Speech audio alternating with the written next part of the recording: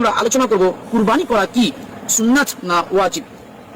কেননা বর্তমান জামানায় কিছু হানাফি রয়েছে, তারা জোর গলায় বলে বেড়াচ্ছে যে কুরবানি করা ওয়াজিব। কেননা বর্তমান জামানায় কিছু হানাফি রয়েছে, তারা জোর গলায় বলে বেড়াচ্ছে যে কুরবানি করা ওয়াজিব।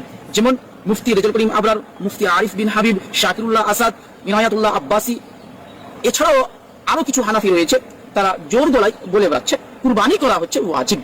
পক্ষান্তরে আমাদের দাবি হচ্ছে কুরবানি করা ওয়াজিব নয়। দেওয়া হলো ফরজ, যেমন ভাবে ঈদ পড়া ফরজ, এমনি ভাবে কুরবানি দেওয়া ফরজ। ফরজের অনেকগুলো দলিল পাওয়া যায়, যেমন রাসূলুল্লাহ সাল্লাল্লাহু আলাইহি ওয়াসাল্লাম থেকে পাওয়া যাচ্ছে।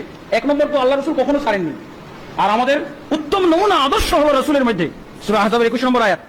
আল্লাহ রাসূল কখনো কুরবানি ঈদুল আজহাতে কুরবানি করা কখনো ছাড়েননি। এক বছরও পাওয়া যাবে না যে আল্লাহ রাসূল ছেড়ে দিয়েছে। এটা কি সুন্নাত হলে তো একবার ছাড়েন। ভিতির নামাজকে অনেকেই ওয়াজিব বলে, কিন্তু আল্লাহ রাসূল সাল্লাল্লাহু আলাইহি ওয়াসাল্লাম হজের সময় মুজদালিফার রাতে ভিতরও পড়েননি। তাহলে কি বোঝা গেল? এটা ওয়াজিব না, সুন্নাহ মুআক্কাদা। কিন্তু কুরবানি আল্লাহ রাসূল কোন বছর ছেড়েছেন এটার কোনো দলিল নাই। তাহলে কি বোঝা গেল? এটা হলো আসল ওয়াজিব, ভিতরের সেই তো মূল্যবান ওয়াজিব, এটা কখনো ছাড়েননি। আবার দেখা যায় আল্লাহ রাসূলের বক্তব্যের মধ্যে পাওয়া যায়, সহিহ বুখারী এবং আবু দাউদ ইবনে মাজার মধ্যে হাদিসটা এসেছে এবং বুখারীর মধ্যেও আছে। আল্লাহ রাসূল সাল্লাল্লাহু আলাইহি ওয়াসাল্লাম বলছেন, যে ব্যক্তি সালাত পড়ার আগে কুরবানির পশু জবাই করে ফেলে, সে যেন আবার একটা কুরবানির দোহরায়। সালাত যেমন ভেঙে গেলে, নষ্ট হয়ে গেলে কি সালাত দোহরাইতে হয় না? তো আল্লাহ রাসূল সাল্লাল্লাহু আলাইহি ওয়াসাল্লাম বলছেন, যে ব্যক্তি সালাতের পূর্বে কুরবানির পশু জবাই করে ফেলে, সে যেন অবশ্যই কুরবানির আবার দোহরায় সালাতের পরে। কি বোঝা গেল? তাহলে দৌড়াইতে হবে। আবার একটা হাদিসে পাওয়া যায় আবু দাউদ ইবনে মাজার মধ্যে, আল্লাহ রাসূল সাল্লাল্লাহু আলাইহি ওয়াসাল্লাম বলছেন যে মান কানা লাহু সাআতুন আন ইউযাহিয়া ফালাম ইউযাহি ফালা ইয়াকরাবান্না মুসাল্লানা। যার কুরবানি দেওয়ার সামর্থ্য আছে অথচ সে কুরবানি দিল না, সে যেন আমাদের ঈদগাহে না আসে। কি বুঝলেন? নফল নফল বোঝা যায় না ফরজ? ফরজ বোঝা যায়। আলহামদুলিল্লাহ। তাহলে আমাদেরকে কি করতে হবে?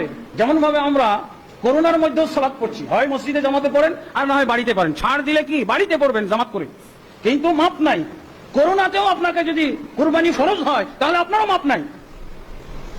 যেভাবেই দেন, গরু দিতে চাইছিলেন, 8-10 জন লোক লাগে, 5-7 জন লোক লাগে, আপনি লোক আনবেন না, সামাজিক দূরত্ব বজায় রাখবেন, তাহলে একটা খাসি দেন, যেটা আপনি বাড়ির লোকেরা মিলে করতে পারবেন। এরকমটা করেন।